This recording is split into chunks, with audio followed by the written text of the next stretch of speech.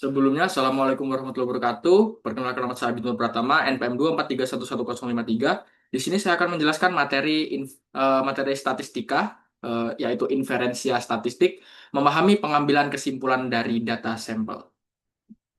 Apa itu inferensia statistik? Generalisasi dari sampel ke populasi. Inferensia statistik adalah proses di mana kita membuat kesimpulan atau generalisasi yang berarti tentang keseluruhan populasi hanya dengan menganalisis data dari sebagian kecil sampel.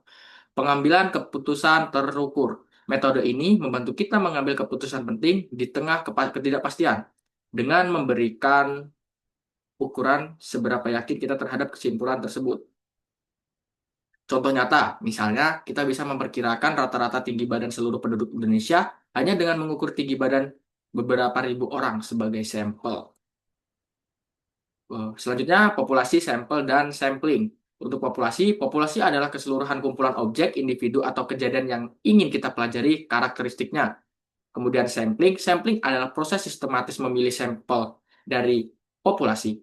Random sampling memastikan setiap anggota populasi memiliki peluang yang sama untuk terpilih, sehingga sampel menjadi lebih referensif. Kemudian sampel. Sampel adalah subset atau bagian yang representatif dari populasi yang dipilih untuk analisis. Untuk selanjutnya, statistik deskriptif vs inferensial. Statistik deskriptif bertujuan untuk mengorganisasi, meringkas, dan menyajikan data secara informatif, misalnya menghitung rata-rata, median, modus, atau membuat grafik untuk memahami distribusi data. Selanjutnya, statistik inferensial menggunakan data sampel untuk membuat prediksi, mengestimasi parameter populasi, dan menguji hipotesis. Ini adalah jembatan dari apa yang kita lihat menuju apa yang mungkin benar tentang populasi. Selanjutnya, estimasi parameter. Estimasi titik, point estimation. Menyediakan satu nilai tunggal seperti rata-rata sampel untuk memperkirakan parameter populasi yang tidak diketahui. Selanjutnya ada estimasi interval atau interval estimation, menyediakan rentan nilai, misalnya interval kepercayaan 95%, di mana parameter populasi memungkinkan kemungkinan besar berada dengan tingkat kepercayaan tertentu. Selanjutnya, uji hipotesis, dasar pengambilan keputusan statistik. Uji hipotesis adalah metode formal untuk membuat keputusan berdasarkan data, membantu kita membedakan antara kebetulan dan efek yang signifikan. Yang pertama ada hipotesis nol atau HO, asumsi awal atau status quo, misalnya tidak ada perbedaan antara rata-rata kelompok. Ini adalah hipotesis yang ingin kita sangkal. Selanjutnya ada hipotesis alternatif atau H1, klaim atau dugaan yang ingin kita buktikan, misalnya ada perbedaan rata-rata yang signifikan. Selanjutnya ada p-value dan tingkat signifikan. P-value mengukur bukti terhadap HO jika p-value kurang dari A, tingkat signifikannya. Biasanya 0,05. Kita menolak HO menunjukkan hasil yang signifikan secara statistik. Selanjutnya ada distribusi sampling dan standar error.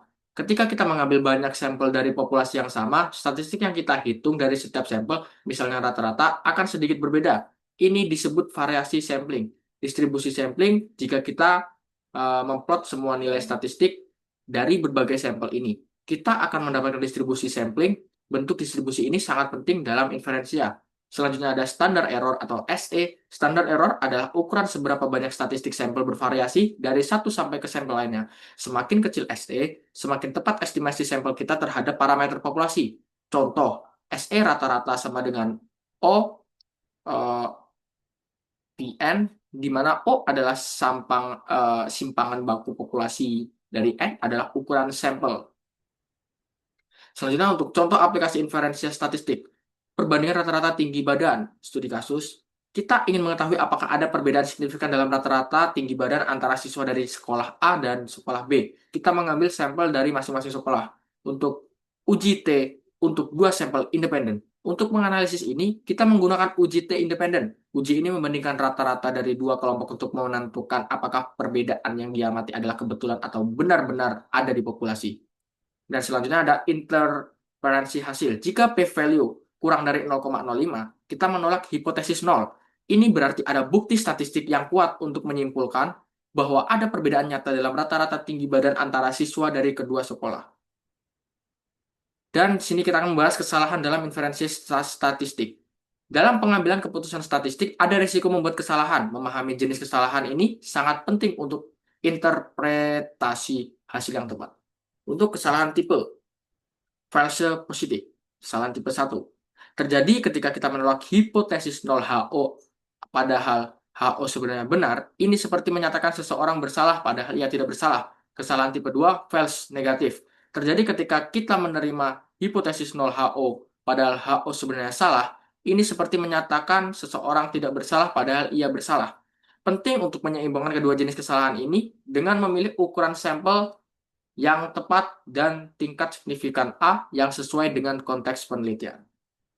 Dan untuk yang terakhir, kesimpulan dan pentingnya inferensial statistik, keputusan berbasis data terbatas. Inferensial statistik adalah alat fundamental yang memungkinkan kita membuat keputusan dan menarik kesimpulan yang valid tentang populasi yang lebih besar, meskipun hanya memiliki data dari sebagian kecil sampel. Selanjutnya ada krusial untuk analisis valid, pemahaman mendalam tentang konsep-konsep seperti sampling, estimasi parameter, dan uji hipotesis sangat penting untuk melakukan analisis data yang kuat dan dapat diandalkan. Dan yang terakhir, aplikasi lintas bidang. Inferensial statistik memiliki aplikasi yang luas di berbagai disiplin ilmu, mulai dari kesehatan, ekonomi, ilmu sosial, hingga teknologi dan rekayasa, menjadikannya kompetensi yang tak ternilai. Mungkin sekian presentasi dari saya tentang materi inferensial statistik. Kurang lebihnya saya mohon maaf. Saya akhiri. Wassalamualaikum warahmatullahi wabarakatuh.